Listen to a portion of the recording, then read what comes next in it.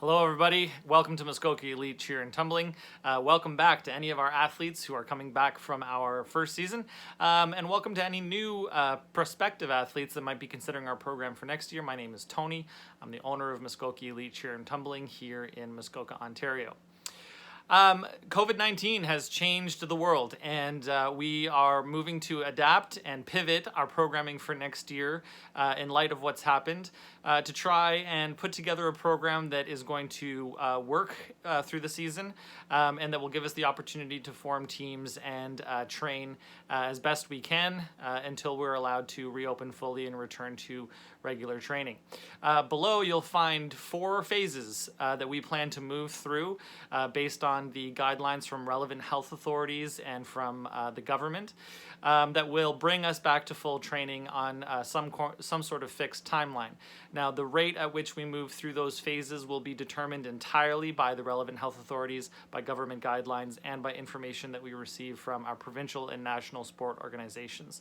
Essentially, phase 1, we plan to hold online tryouts. So rather than coming to a tryout in person, we're going to hold tryouts online this year. We'll put together a short little video of some skills that we're looking for. You're going to send that in, and then based on the videos that we receive, we will form teams that we think are realistic for next year. Everybody will be selected to a team. Nobody will be excluded.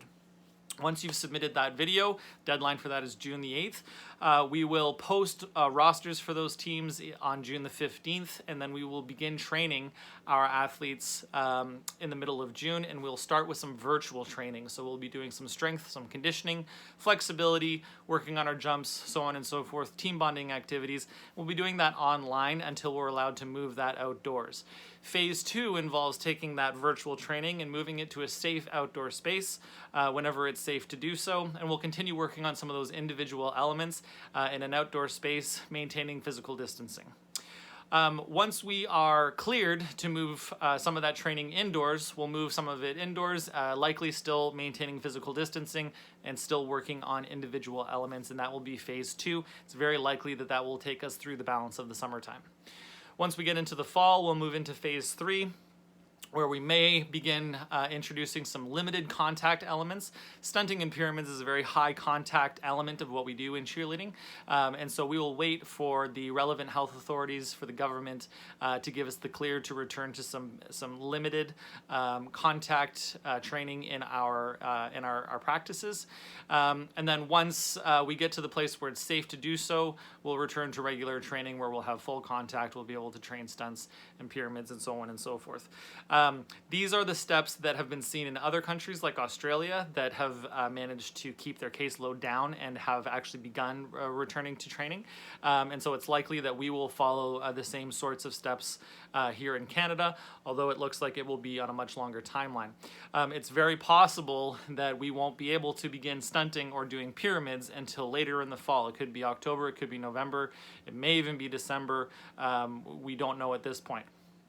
Once we've gotten through phases 1, 2, and 3, the last phase will be phase 4, which is what does our competition season look like next year? Cheerleading is a lot like hockey in the sense that it wouldn't make a lot of sense to train on a hockey team if you weren't going to play any games at any point.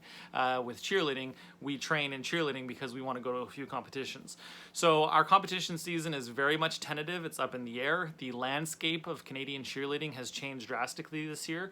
Event producers are in the same boat as we are in that they're having a hard time planning for next year.